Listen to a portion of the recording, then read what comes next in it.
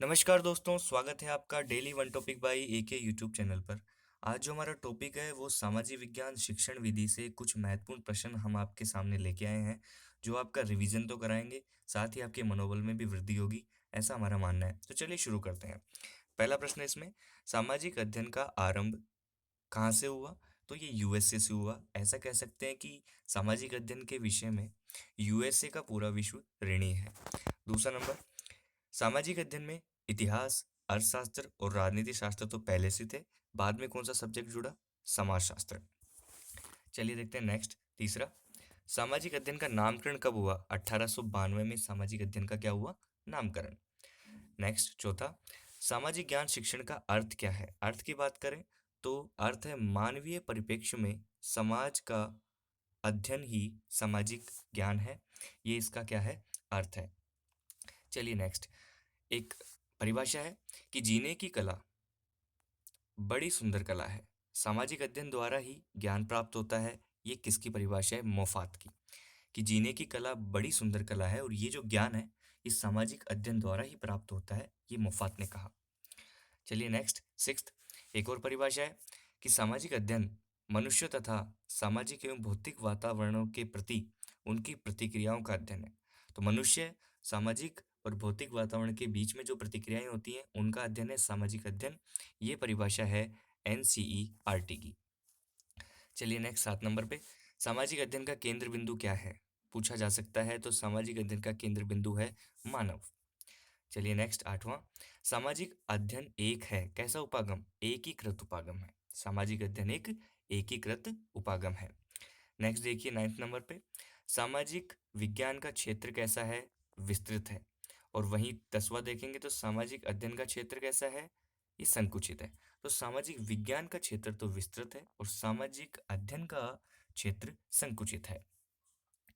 चलिए नेक्स्ट देखते हैं 11वां, लक्ष्य के ज्ञान अभाव में, मतलब लक्ष्य का जब ज्ञान नहीं होता उसके अभाव में शिक्षक उस नाविक के समान है जो अपने साध्य या मंजिल को नहीं जानता, और बालक उस पतवार विहीन नौका के समान है जो लहरों के थपेड़े खाकर किसी भी तट पर जा लगेगी। ये बीडी भाटिया जी ने कहा। तो मतलब कोई भी हम काम कर रहे हैं उसमें लक्ष्य हमारा होना ही चाहिए। लक्ष्य निर्धारित होगा तभी हम उस काम को सही तरीके से कर पाएंगे।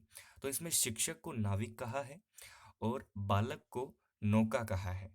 तो ये अगर लक्ष्य निर्धारित नहीं होगा तो बालक है जो नौका के समान है पतवार विहीन, वो लहरों के साथ कहीं भी उसकी नाव जा टिकेगी, मतलब वो पथ भ्रमित हो जाएगा। ये बीडी भाटिया की परिभाषा है। चलिए नेक्स्ट देखते हैं, लक्ष्य कैसे होते हैं? लक्ष्य व्यापक होते हैं। ठीक है। चलिए नेक्स्ट, उद्देश्यों की उत्पत्ति किनसे होती है? लक्ष्यों से ही होती है। पहले लक्ष्य निर्धारित होते हैं उसके बाद में ही उद्देश्यों की उत्पत्ति होती है। चलिए 14वां, शिक्षण के घटक कितने होते हैं? देखिए जी, शिक्षण के घटक होते हैं 3। परीक्षा में पूछा जा सकता है कि शिक्षण के घटक कितने होते हैं। ऑप्शन में कुछ भी आए, आपको कितने पे टिक करना है? 3 पे। होते कौन कौन से हैं जी? पाठ्यक्रम, शिक्षक और शिक्षार्थी। ये शिक्षण के क्या हैं? घटक हैं।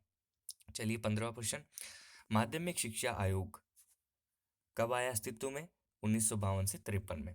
और इसको मुदालियर आयोग भी कहते हैं। मुदालियर आयोग और माध्यमिक शिक्षा आयोग एक ही बात है। चलिए नेक्स्ट 16वां, शिक्षा आयोग 1964-66 में, इसे कोठारी आयोग भी कहते हैं। नेक्स्ट है 17वां, राष्ट्रीय शिक्षा नीति कब बनी? 1986 में, 1986 में राष्ट्रीय शिक्षा नीति बनी।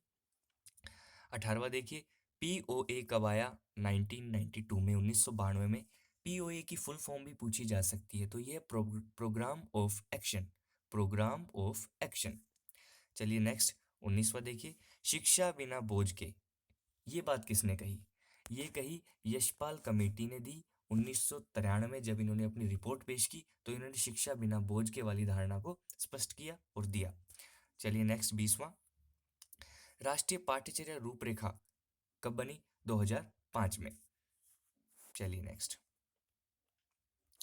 देखिए 21वां प्रश्न है, बुनियादी शिक्षा प्रतिमान किन्होंने दिया?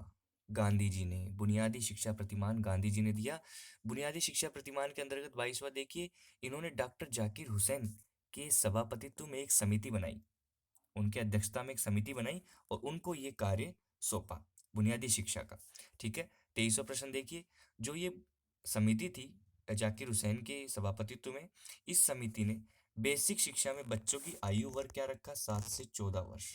7 से 14 वर्ष। तो पूछा जा सकता है कि बुनियादी शिक्षा में बेसिक शिक्षा की आयु वर्ग क्या है बच्चों का, तो उसमें आएगा 7 से 14 वर्ष। चलिए नेक्स्ट देखते हैं।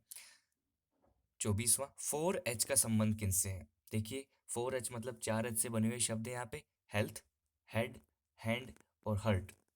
हेल्थ, हेड, हैंड और हर्ट, इनका 4H से संबंध है। तो दोस्तों इस वीडियो नोट में इतना ही। इसके बाद में आपके सामने 6 से 7 वीडियो नोट और आएंगे जो आपकी सामाजिक शिक्षण विधि को पूरी तरह से पूरा कराएंगे। आशा करते हैं इनमें से प्रश्न आएंगे या फिर आपको थोड़ा बहुत अंदाजा लग ही जाएगा कि प्रश्नों की प्रकृति कैसे होने वाली है, हमें जवाब क्या देने हैं। ये हमने वन लाइनर इसलिए दिए हैं क्योंकि इसमें समय कम लगे और हमें कुछ चीज़ें दोबारा से हम उनको पुनर्स्मरण कर सकें। तो अब तक के लिए इतना ही। वीडियो देखने के लिए धन्यवाद।